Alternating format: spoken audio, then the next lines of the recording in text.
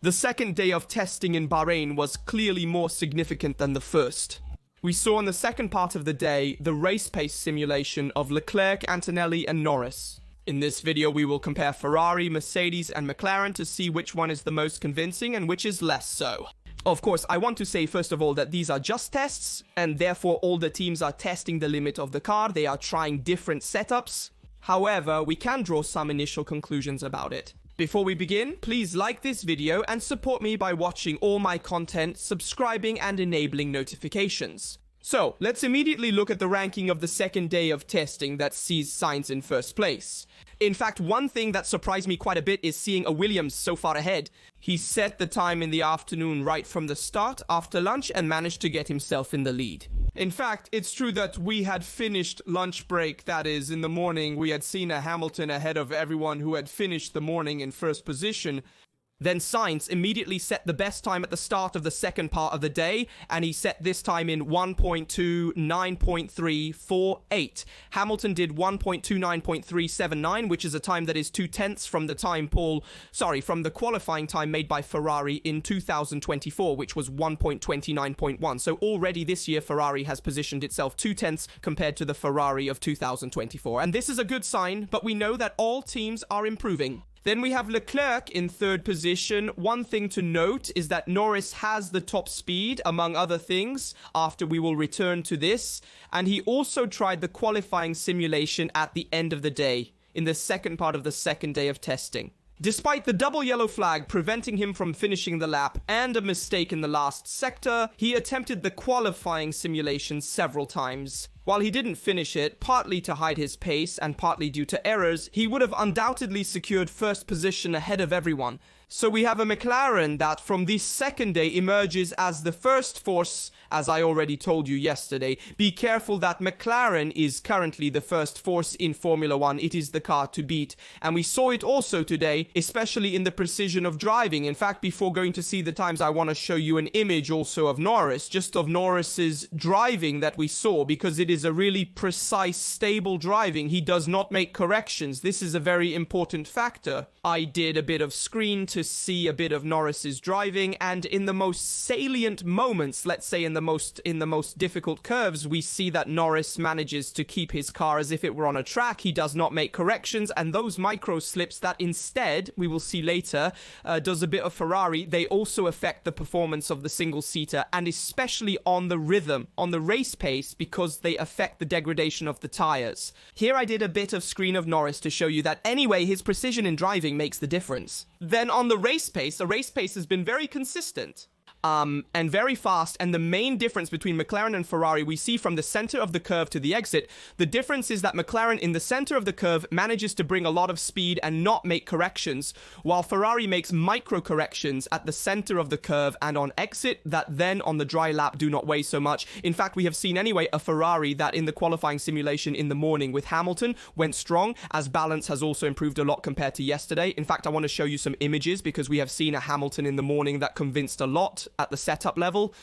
In fact, in my opinion, the work done by Ferrari yesterday was very optimal. We saw a Hamilton this morning who found himself very well with the single-seater, with the balance, because they examined yesterday's data, both from the morning of the first day of Hamilton, where he did not convince as drivability. We said a bit of understeer on entry, which then turns into oversteer on exit. Afternoon, Leclerc had convinced a bit more. Then in the evening, they analyzed the data, they reworked the setup and found the right compromise. This because we saw yesterday a Ferrari a bit too much, that ran too low and therefore went to touch the asphalt too much. A disconnection was created, also loss of local pressure, and therefore it was not able to generate aerodynamic load to stay attached to the ground. These ground effect cars generate that suction effect. If we want in progress, and when the car sticks too much to the ground, there is this bounce.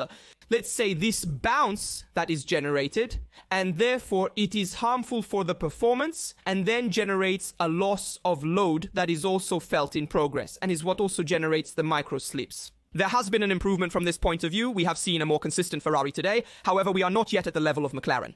However, how did the second part of the second day of Leclerc go? Well, it went pretty well, with however some points to clarify. So we saw Leclerc in the race pace simulation. We therefore saw in the afternoon, to summarize, we saw Leclerc, Norris and Antonelli, who tried the same program if we want, which is the race pace in race simulation with the 57 laps of the Grand Prix and Bahrain, where they tried all three compounds, the C1, C2 and C3.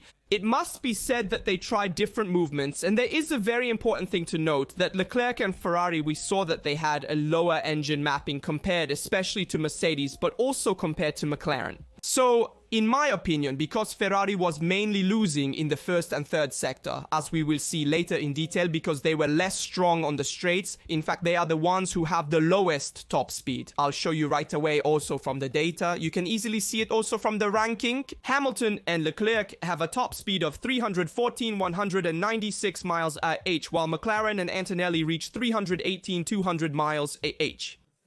You can see that anyway, as a top speed, they were lower compared to those of the opponents regarding Ferrari. In addition, they ran with a slightly more conservative engine mapping with the same fuel load because they all tried the Grand Prix simulation.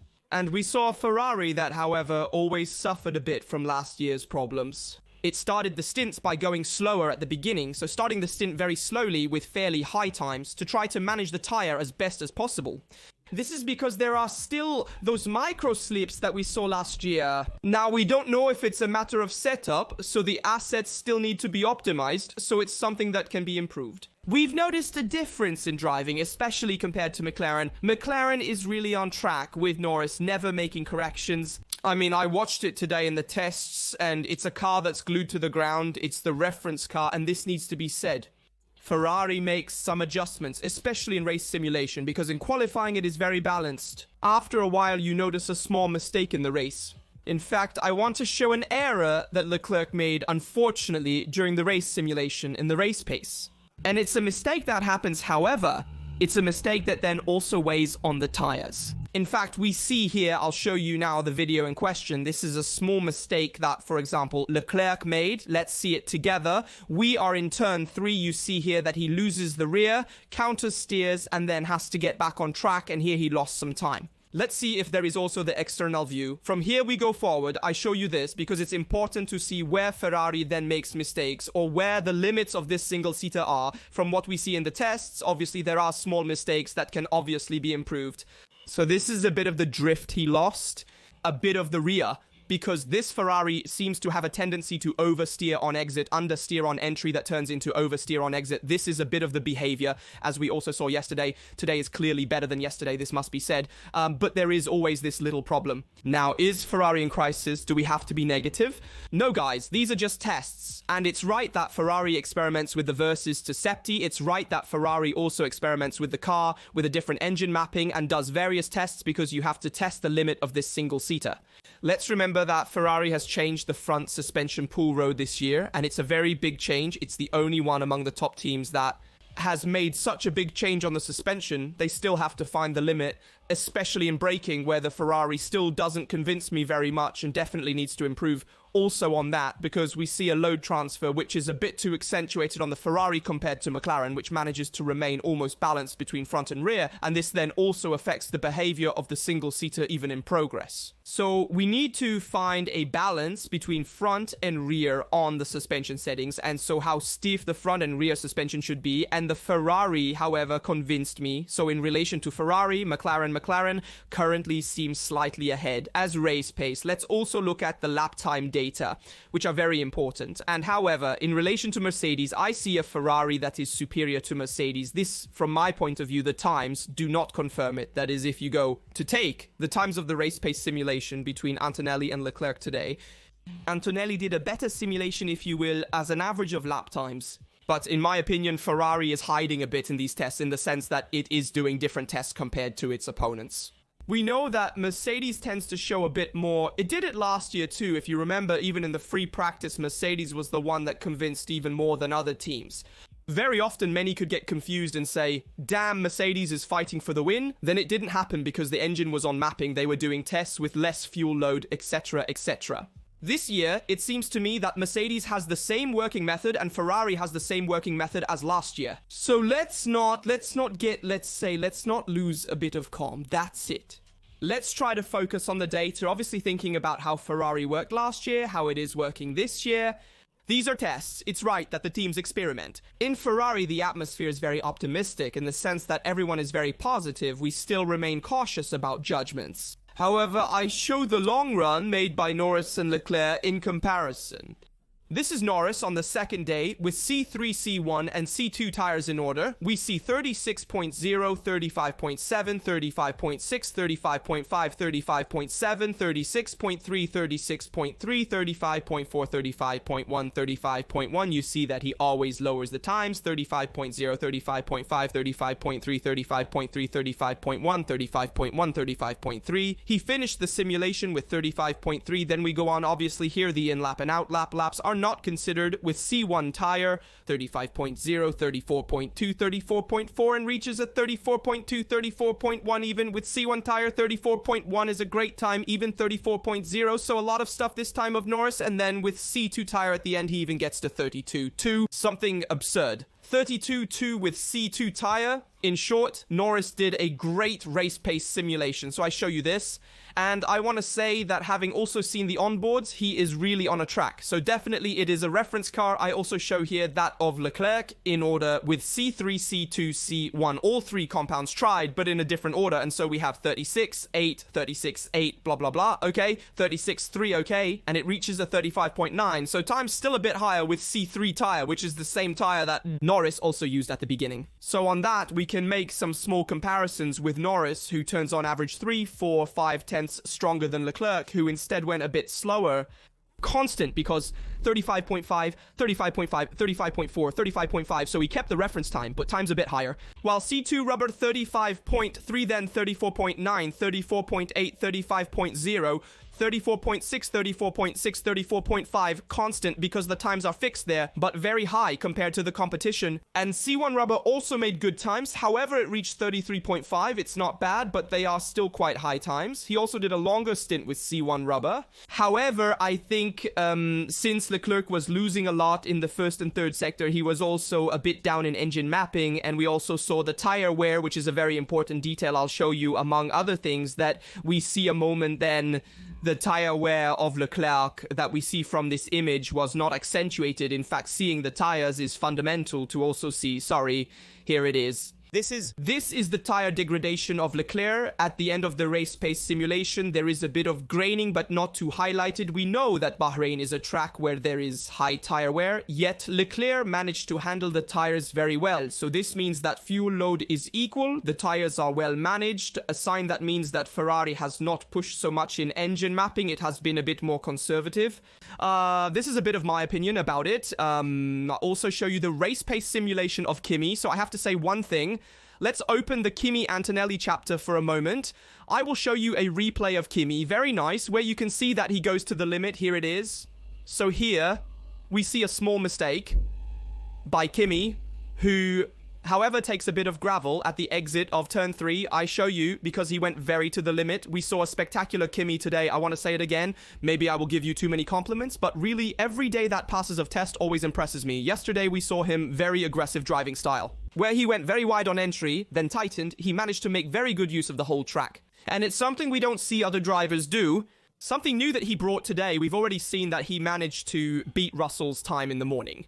After a few laps, in the afternoon, after a few laps, he managed to already beat Russell's time to do the same time as a lap time. So a lot of stuff. I'll also show you this in the graphic. Here it is. He managed to do a 29.7 against Russell's 29.7, so a practically identical time after a few laps compared to his teammates, so it means that there is speed in his blood. They also said it in the commentary. We saw a Kimi who can immediately reach the limit, something that only very talented drivers can do. We will see what the Italian talent can do in the future without putting pressure on him. Based on today's data, he is already matching Russell's performances, which is an objective fact. In the race pace, Kimi was incredible because I also show you his race pace that he showed in the afternoon was super consistent on Leclerc's times. Is something absurd. That is, guys, seeing such a young driver, 18 years old, who manages to be so consistent on the race pace and go so strong, impressed me so much stuff. I am really happy for Kimi because because he is making a great debut in Formula One and he is a young driver, but he is convincing. So I show a moment, the simulation of Kimi, here it is. These are the times of Kimi Antonelli and I show you the consistency. Look here, tire C3, C2, C1, usual. Okay, 35.6, 36.0, 35.8, 35.9, 35.8, 36.0, 35.9, 35.9, 36.0, 36.0, 36.0. I mean, absurd. Tire C2. 34.4, 34.5, 34.8, 34.9, 36.0, a bit higher. I may have made a mistake due to traffic. 34.7, 34.7, 34.8, 37.0, also a bit higher there. However, constant. At extreme levels, 33, 8, 33, 8, 33, 9, 33, 9, 33, 8, 34, 1, 33, 9, 34, 0, 34, 2. It's always on 2. 13, now I won't read all the times. You have them written here anyway. It's always on the 2, 13 margin of delta, let's say. And the most impressive thing is that he kept the same pace as Leclerc, who is anyway an experienced driver by now. He's been in Formula One for many years. Kimi did tests with Mercedes' previous cars last year, but this is his first official Formula One test. And I really liked what Toto Wolff said today. Guys, we wanted to take Kimi because we saw last year Berman at Jeddah with Ferrari skipped the free practice 1 if I'm not mistaken. He immediately got in the car with Ferrari and convinced. Anyway, he scored points, he had a great race, he made no mistakes. If such young drivers convinced Berman immediately, he would get in the car without even doing the tests or a free practice, which he did in this case. In short, it means that these young drivers need to be trusted to debut with the big teams and do good things, because they can convince, they can be strong, like the others, maybe even more, because Kimi is bringing not only a great job for Mercedes, and last year's Monza error in the free practice has been a great lesson this year for these tests, because it is a machine, it is constant, it is doing a great job for. This is great for the team and Kimi as he's not making mistakes, which is very important. Despite some smudging, he's showcasing a new way of running without errors. And this is something that only the greats managed to do, so I want to congratulate Kimi for this.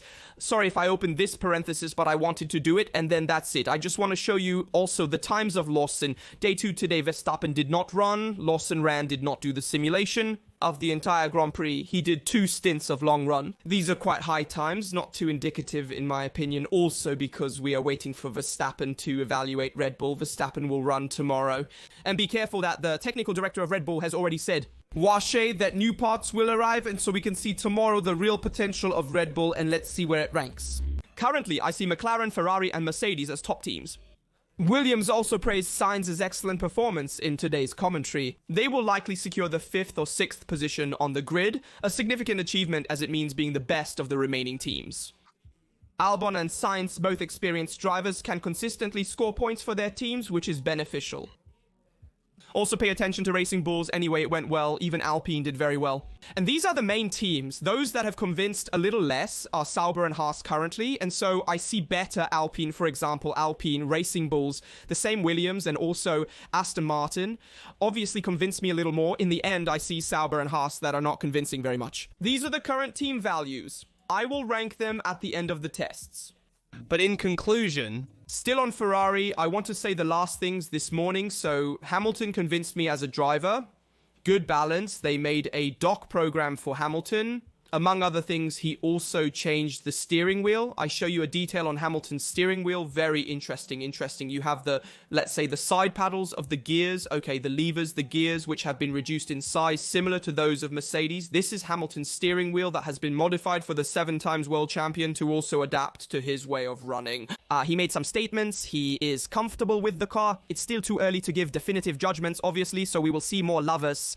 On Ferrari, in my opinion, it is the second force behind McLaren. It will be interesting to see Red Bull tomorrow with Verstappen's race pace with the new parts and where it will position itself, whether it will be ahead of Ferrari or behind. In my view, Red Bull will be ahead of Mercedes. We'll see. Ahead could be ahead of McLaren, but it depends a lot on Verstappen. Tomorrow we will see that Verstappen will run all day. We will actually see the value of Red Bull, but Ferrari is currently convincing me on consistency. There are some doubts, obviously, because the lap times were not at the level of McLaren, but let's wait a moment to evaluate. That is, they are just tests. The teams are pushing to the limit, so it is possible that they are trying different things, so let's give it time. This is what I want to say.